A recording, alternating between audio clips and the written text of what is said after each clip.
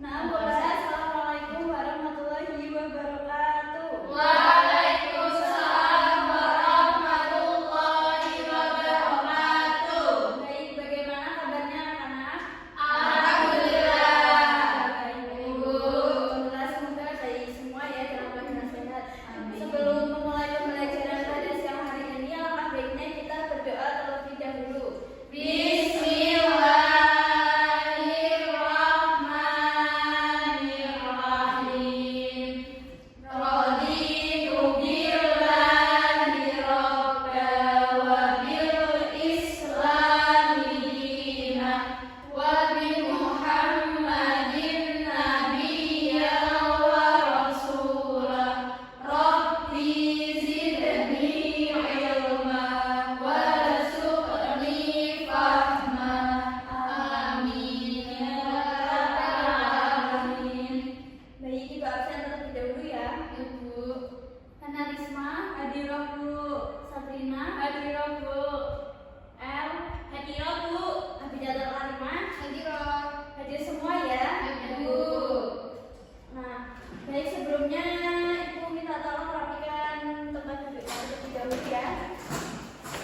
Baik. Nah, sebelum itu masih ingat gak pembelajaran yang minggu kemarin tentang apa? Lupa. Baik, jadi minggu kemarin itu tentang kita juga masih membahas materi yang akan disampaikan pada minggu ini, yaitu tentang Al-Quran dan hadis pedoman hidupku.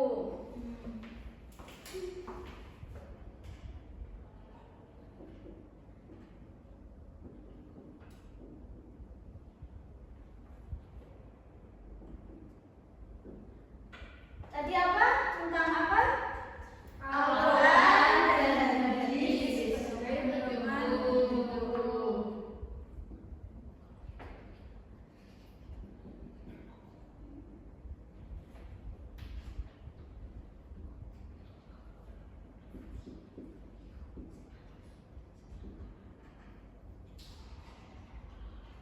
Nah, di dalam Al-Quran, materi Al-Quran dan hadis sebagai pedoman hidupku, tujuannya itu apa? Tujuannya agar kalian mengerti apa pengertian dari Al-Quran dan hadis, apa fungsi Al-Quran dan hadis, dan juga nantinya nama lain dari Al-Quran. Kalian sering membaca Al-Quran kan? Iya, Bu. Iya, Bu. Sini ada yang belum bisa baca Al-Quran? Tapi kenapa Mbak Adi belum bisa baca? Bu. Berarti nanti teman-teman yang sudah bisa membantu Mbak Abid agar melatih membaca Al-Quran, ataupun Mbak Abid belajar sendiri di rumah ya. Iya, Bu. Nah, dari Al-Quran dan hadis, ada yang tahu nggak Al-Quran berasal dari bahasa apa? Quran. Baik. Jadi Al-Quran itu dari bahasa Arab, yaitu qoro'a, yang artinya membaca. Nah, jadi Al-Quran itu adalah kata dasar, yaitu dari bacaan, yang artinya itu adalah bacaan ya. Nah, di mana Al-Quran itu diturunkan secara apa? Ada yang tahu? Berangsur-angsur. Yaitu Al-Quran diturunkan secara mutawatir, berangsur-angsur.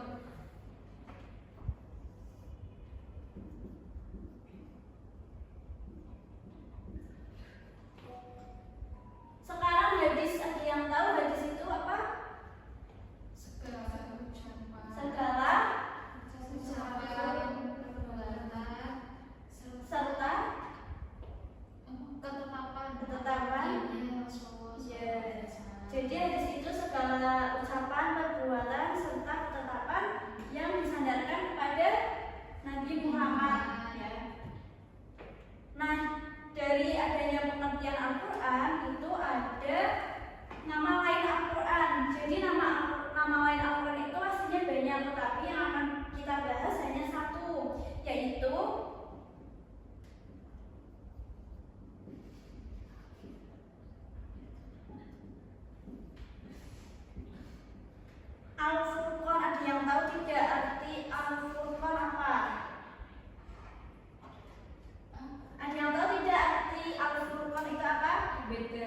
Ya, baik. Tepuk tangan.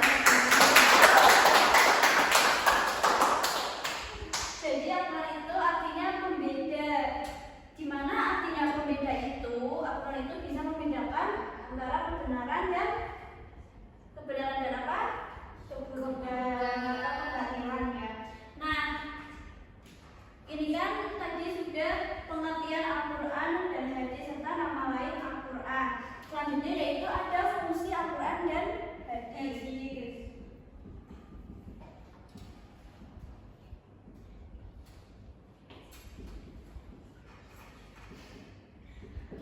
Ada yang tahu tidak fungsi Al-Quran dan hadis?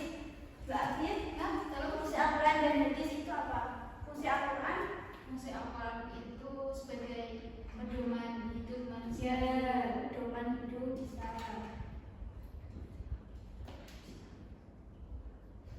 Apalagi yang lain Mbak Arini? Fungsi Al-Quran? Nggak tahu Bu. Mbak Sabrina? Pegangan itu sama aja dengan pedoman hidup ya Mbak El ya. Jadi selain itu sebagai petunjuk, sumber petunjuk yang dimana kitab Muslim ya. Nah, jadi Al-Quran itu juga sebagai sumber hukum bagi umat Islam.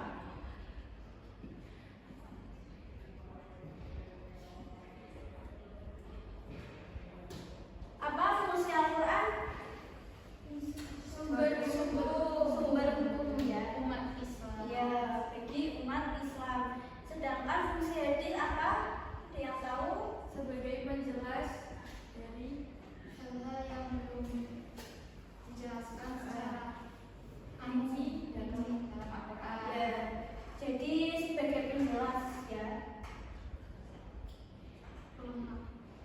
Mungkin kita kan membahas tentang Al-Quran dan hadis. Selain Al-Quran dan hadis, kalian tahu tidak ada yang lain nanti untuk menguatkan sumber hukum. Jika tidak ada di Al-Quran, ada apa aja? Ijma dan qiyas. Ya.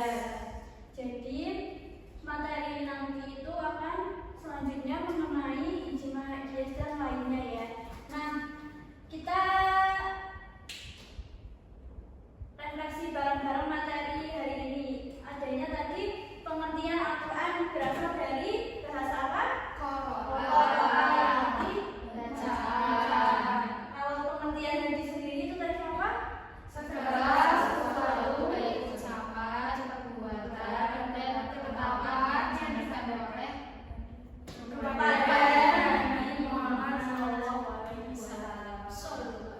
Nama lain Al-Quran tadi apa?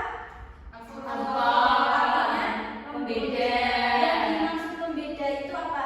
Pembeda antara kebenaran dan kebatilan. Oke. Nah, selanjutnya fungsi Al-Quran dan hadis. Sebagian besar apa aja?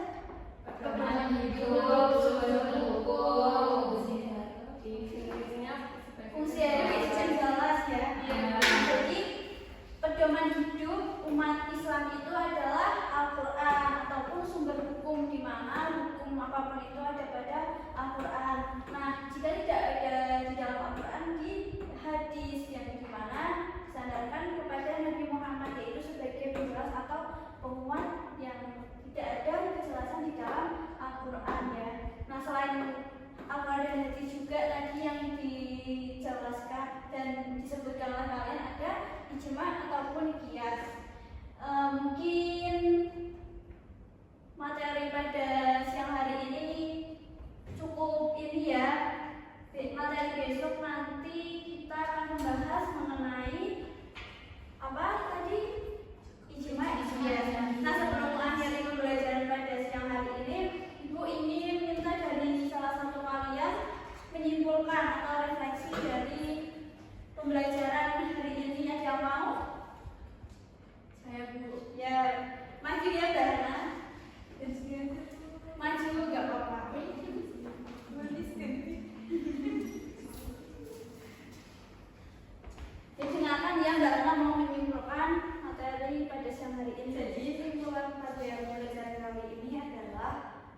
Al-Quran itu berasal dari bahasa Arab yang qiraah yang berarti membaca. Diturunkan secara mutawatir yaitu berangsur-angsur. Sedangkan hadis adalah segala sesuatu baik perbuatan, perkataan maupun ketetapan yang disandarkan kepada Nabi Muhammad SAW. Nama lain Al-Quran adalah Al-Furqan, yaitu pembeda. Yang dimaksud pembeda adalah pembeda antara kebenaran dan kebatilan. Nah, untuk fungsi Al-Quran yaitu yang pertama untuk pedoman hidup, yang kedua sebagai sumber hukum. Sedangkan fungsi hadis yaitu sebagai penjelas dari apa-apa yang sudah ada di dalam Al-Quran yang belum rinci. Itu Bu. Ya, terima kasih tentang.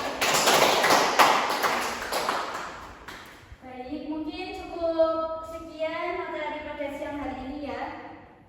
Sebelum itu kita tutup dengan bacaan hamdalah bersama. Alhamdulillahirabbil alamin. Wassalamualaikum warahmatullahi wabarakatuh.